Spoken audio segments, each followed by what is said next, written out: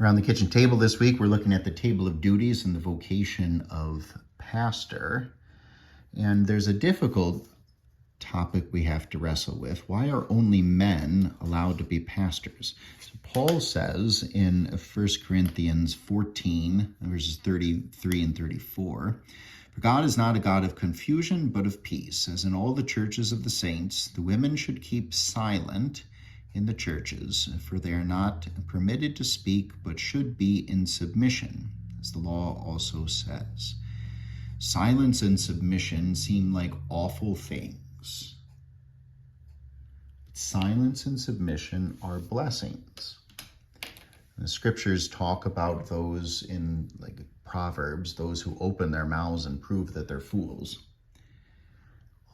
Paul in Ephesians encourages all of us into a life of submission out of reverence to Christ. Submit to one another out of reverence to Christ. Silence and submission are usually viewed as bad things in our world. Silence and submission are blessings. For when we are silent, we can hear. And when we submit to Christ and to his word, we are forgiven and we receive grace. To not be a pastor is not a curse.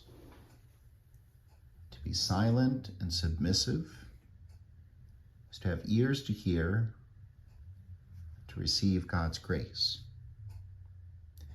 Now, this is God's word, and we are God's. Our lives belong to him. One of the reasons that silence and submission seem like awful things is because we are under the impression that my life is my life, that I have my choices. I get to choose what I get to do with my life. But the holy orders, the vocations, the duties that God has given to us, they are from God and they go according to his order. And if he has chosen that men get to be pastors and women do not, that's for him to choose. He is the God of our lives. We are not. This is a tough one to wrestle with. And this is not the only place where we get to wrestle with it. But silence and submission, just the point from this verse, silence and submission are not bad things.